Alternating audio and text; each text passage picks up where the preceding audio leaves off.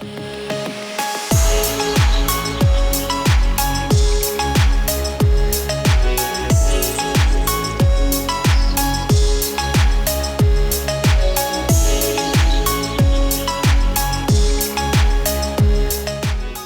ক্ষেত্রে সব সময় এগিয়ে রয়েছে ভোজন রসিক বাঙালি, আর তাই শীতের মরশুম এলেই শহরে শুরু হয় খাদ্য মেলার তোড়জোড়। ভোজনপ্রিয় বাঙালির জন্যই শহরের বুকে সন্তোষ মিত্র স্কোয়ারে বৃহস্পতিবার উদ্বোধন হয়ে গেল অষ্টম বর্ষের খাদ্য মেলা, যার নাম চেটেপুটে। ট্যাগলাইন, যা দেবে অঙ্গে তাই যাবে সঙ্গে। চেটেপুটের উদ্বোধনী অনুষ্ঠানে বিশেষ অতিথি হিসেবে উপস্থিত ছিলেন অভিনেত্রী মানসী সিনহা এবং অভিনেতা রুদ্রনীল ঘোষ। বৃহস্পতিবার প্রদীপ প্রজ্বলনের মাধ্যমে শুভ সূচনা হলো চেটেপুটের। এদিনের অনুষ্ঠানে বিজেপি কাউন্সিলর সজল ঘোষ মঞ্চ থেকে সকলকে আমন্ত্রণ জানালেন সব ভুলে শুধু পেট পুড়ে পছন্দের খাবার খেতে চেটেপুটে অনুষ্ঠানে যোগ দেওয়ার জন্য। তো যাই হোক, আমি সেটাই বলতে চাইছিলাম যে এই 4টে দিন সমস্ত কিছুর বাইরে, সমস্ত কিছু ভুলে, সমস্ত কিছু ছেড়ে, হ্যাঁ, আসুন আমরা সবাই মিলে এখানে সমবেত হয়ে আমরা যে চেটেপুটে অনুষ্ঠানটা, যেটার নাম দিয়েছি, আর সঙ্গে তার ট্যাগলাইনটাও বেশ ভালো, সেটা হচ্ছে যা দেবে অঙ্গে তাই যাবে সঙ্গে। কারণ আমরা এই যে এত টাকা, এত পয়সা, খাটের নিচে, খাটের ওপরে, দেয়ালের ভেতরে, এই যে এত থরে থরে থরে এত টাকা, এ টাকা আলটিমেটলি নিয়ে যাওয়া যাবে না।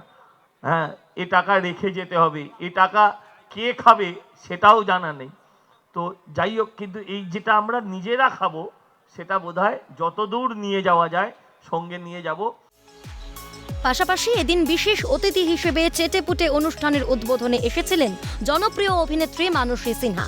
তার মতে বিদেশি খাবার বেশি দরকার নেই, বছরে একদিন বিদেশি এবং বাকি 364 দিন বাঙালি খাবার খেতে হবে। বাঙালিরাও চা, চপ, ঝালমুড়ির বাইরে ব্যবসা করতে পারে বলে মন্তব্য অভিনেত্রীর।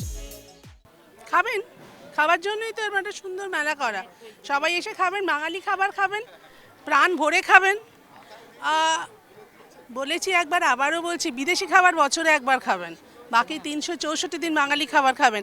আরে বাঙালিদের খাবারের রেসিপি নিয়ে বিদেশে খাবার রান্না হয়, বাঙালিদের ইনগ্রেডিয়েন্টস নিয়ে বিদেশি খাবার বানানো হয়, সেই রিলস আমরা দেখি। দূর, বাঙালি খাবার খাবেন। বাঙালিদের কত খাবারের অপশন আছে, আর বাঙালিরা মাথা উঁচু করে ব্যবসা করছে না। বাঙালিদের চা, ঝালমুড়ি আর চপ ছাড়া অনেক কিছু বানাতে পারে। এছাড়াও এদিন চেটেপুটে অনুষ্ঠানের শুভ সূচনায় হাজির ছিলেন অভিনেতা রুদ্রনীল ঘোষও। কি বললেন তিনি এদিন, শুনুন। আমি হয়তো একটাই কথা বলছি যে যারা খায় না রেশন, যারা খায় না রেশন, খায় না চাকরি, কিংবা যারা খায় না কয়লা, খায় না বালি, যারা খায় শুধু খেটে, তাদের জন্য সজল ঘোষের আবার চেটেপুটে। চেটেপুটেতে আসুন, মানুষ যে খাবারগুলো খেলে শরীরে রক্ত হয়, পুষ্টি হয়, মেধা হয়, সমস্ত মানুষের জন্য, আপামর বাঙালির জন্য, তাদের জন্য খুব সস্তায় ভ্যারাইটি বিভিন্ন ধরনের খাবার আছে। এই খাবারের মেনুতে গণতন্ত্র নেই, ব্যালট পেপার নেই, বিচারপতিদের হুমকি নেই, কয়লা নেই, বালি নেই, চাকরি নেই, রেশনের আটা নেই, চাল নেই।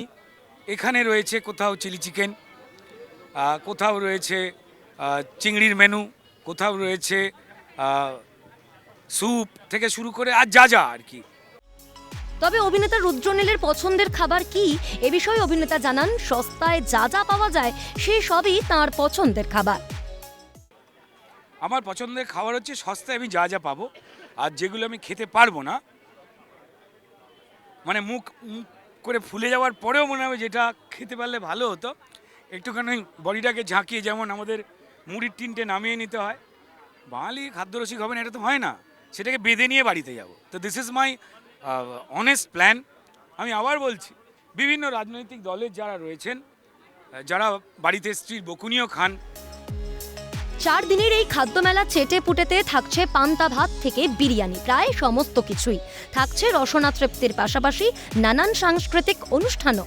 তাই এবারের শীতে মন প্রাণ ভরে বিভিন্ন খাবারের স্বাদে মোহিত হতে একবার ঢুঁ মারা যেতেই পারে সন্তোষ মিত্র স্কোয়ারের চেটে পুটে খাদ্যমেলাতে।